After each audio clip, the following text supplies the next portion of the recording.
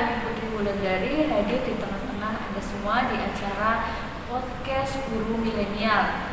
Pada kesempatan kali ini kita akan berbincang-bincang tentang membentuk keterampilan dasar abad 21 melalui Merdeka Belajar di masa pandemi COVID ini. Di sini sudah hadir 3 narasumber. Yang pertama, Kepala Madrasah MTS Al-Hidayah Purwasaba, beliau Bapak Lukman MPDI.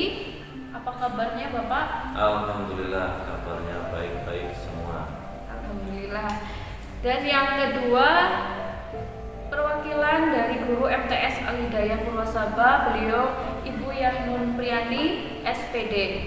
Bagaimana Bu kabarnya hari ini? Alhamdulillah, kabarnya baik Bu. Alhamdulillah ya Bu ya. Tetap semangat ya Bu. Kemudian yang ketiga ada perwakilan siswa dari MTS Al-Hidayah Purwasaba bernama Vivi Alfia Rahma. Bagaimana kabarnya? Alhamdulillah sehat. Alhamdulillah ya. Untuk mempersingkat waktu, kita akan memulai perbincangan yang pertama dari Ibu Yahnun dulu selaku perwakilan guru ya Bu ya. Yang pertama itu saya ingin mengetahui apa sih Merdeka Belajar itu. Terus guru Merdeka Belajar menurut Anda itu yang seperti apa?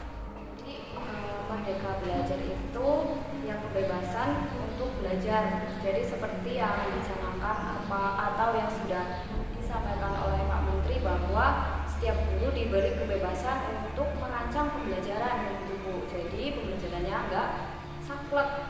Nah, merancang pembelajarannya ya yang inovatif, yang kreatif. Nah, itu disesuaikan juga dengan tadi ya Bu, guru yang merdeka belajar. Guru yang merdeka belajar itu berarti ketika guru itu mampu untuk berkreasi, untuk merancang pembelajaran baik dari segi metodenya, baik dari segi model pembelajarannya, baik dari segi media pembelajarannya, disesuaikan dengan tujuan pembelajaran dan asalkan masih sesuai dengan kurikulum yang berlaku. Intinya kan pembelajaran adalah ketercapaiannya tujuan pembelajaran. Jadi bagaimana seorang guru itu ya merancang berkreasi dalam pembelajaran gitu Bu. Nah, tadi kan Anda sudah menyebutkan bahwa guru itu harus kreatif ya Bu, harus berinovasi dalam pembelajaran. Nah, kreativitas apa sih yang dilakukan oleh guru yang di masa pandemi COVID-19 ini? Pasti kan berbeda ya Bu, dari sebelum COVID-19 ini melanda dan setelah ada yang COVID-19 ini kan pasti berbeda. Nah, itu kreativitas apa sih Bu yang dilakukan oleh guru di masa pandemi COVID-19 ini? Jadi kalau pembelajaran sebelum pandemi COVID itu kan pembelajarannya masih tatap muka ya Bu, bisa face to face. Nah, kalau setelah pandemi karena pembelajaran jarak jauh, jadi kreativitas yang digunakan ya dengan semaksimal mungkin memanfaatkan teknologi yang ada. Apalagi di era sekarang teknologi sudah sangat maju. Jadi setiap guru itu ya harus mengoptimalkan setiap kayak internet, jaringan kayak gitu Bu. Jadi ya bisa menggunakan kayak kelas virtual gitu. Terus bisa juga memanfaatkan platform-platform digital yang lain. Guru itu kan harus kreatif ya, harus bisa kelas virtual seperti itu ya Bu. Tapi kadang seperti yang kita tahu, tidak semua guru itu bisa teknologi. Nah, itu menurut Anda apakah guru itu sudah merdeka belajar atau bagaimana menurut Bu Yahnun sendiri?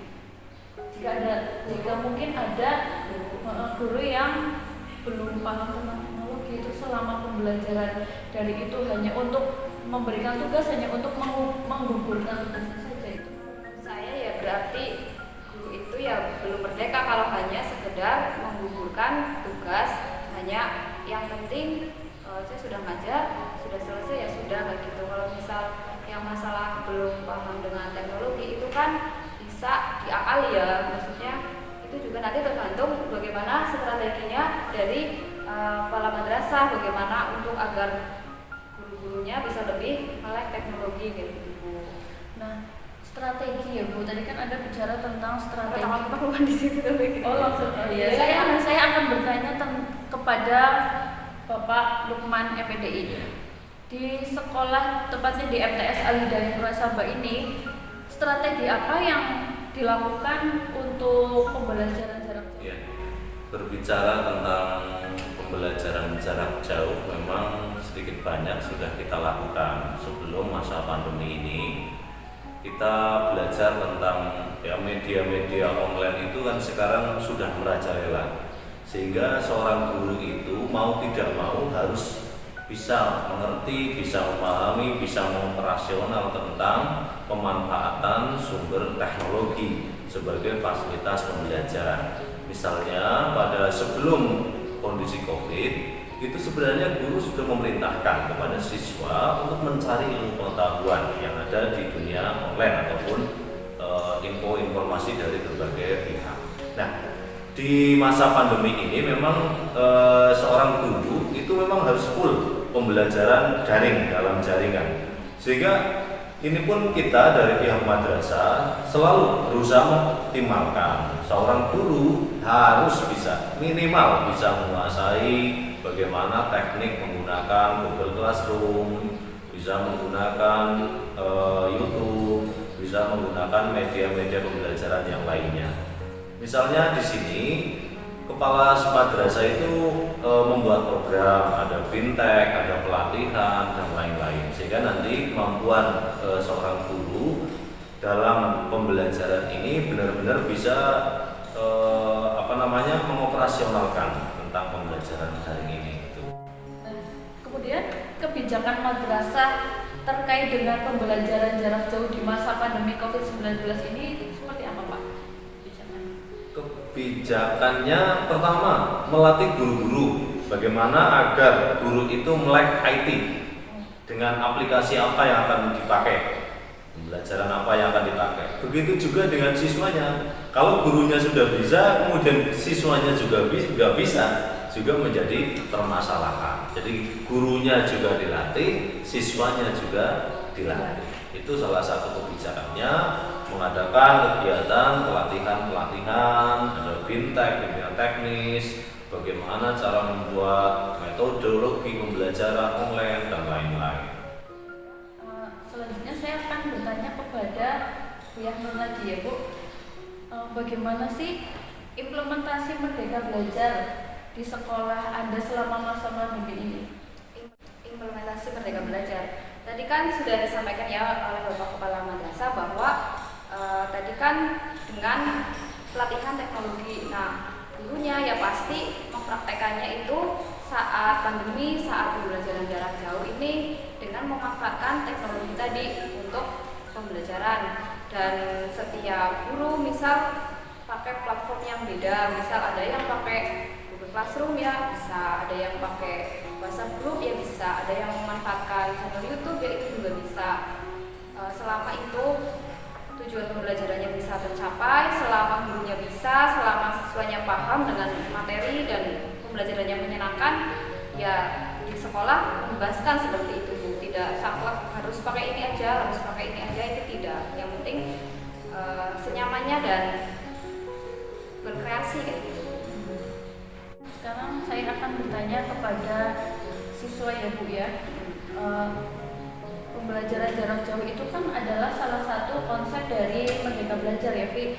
Nah, apakah kamu selama pembelajaran jarak jauh ini sudah merasa merdeka dalam belajar atau malah sebaliknya? Yang saya rasakan selama ini sih macam-macam ya. Ada merdekanya, ada pula terjajahnya. Merdekanya itu ketika saya mempelajari pelajaran atau mengerjakan tugas, waktunya itu lama teman. Terus kalau terjajahnya itu, kalau kita sedang belajar pelajaran mengerjakan tugas itu tidak paham, kita tidak bisa bertanya langsung kepada guru. Kadang saya nanya lewat online atau WhatsApp dijelaskan, tetapi itu kalau nggak paham karena tidak secara detail dan langsung. Untuk Bu Yahnun sendiri, bagaimana Bu mengatasi permasalahan dari siswa tersebut? Kalau untuk mengatasi permasalahan ini ya pasti lebih sebagai gurunya ya lebih aktif lagi kayak gitu Bu. Misal kalau kalau sudah ngajar ya ditanya siswanya paham apa enggak, tapi kalau misal nggak paham tanya ya dijelaskannya bisa pakai voice note itu kan bisa lebih paham, atau pakai video, misal kalau rumus apa itu bisa pakai video nanti dikirim ulang ke siswa gitu. Dan kalau masih belum paham juga ya paling ya itu tadi, coba cari referensi dulu sendiri di YouTube, nanti bagian mana yang kurang dijelaskan nanti diskusi bersama gitu. Ya tapi biasanya sebagian siswa itu kan memang ada yang misalkan cuma hanya dengan membaca dia sudah paham, atau dengan dikasih video penjelasan dia sudah paham. Tapi kadang juga ada anak yang dia itu padahal belum paham Bu, tapi nggak mau tanya sama sekali. Terus kemudian kita kan karena ini virtual ya Bu, kita nggak tahu anak ini sebetulnya bagaimana. Terus kita sebagai guru, mungkin dia sudah paham, jadi kita melanjutkan materi terus, padahal ternyata anak itu belum paham lah. Kita sebagai seorang guru, menyikapinya bagaimana Bu? Untuk menyikapi itu yang pertama pasti evaluasi dulu ya Bu, maksudnya tadi kan strateginya sudah seperti apa, terus penilaiannya seperti apa. Dari penilaian kan nanti ketahuan, maksudnya si A itu dia aktif nggak nih kerjakan tugasnya, terus si B gimana dia kerjakan tugasnya, emang cuma kerjakan apa sama kayak temennya. Terus misal ada anak C apa siapa itu yang memang sama sekali benar-benar nggak pernah kerjakan, nah itu ya dijabri secara aktif.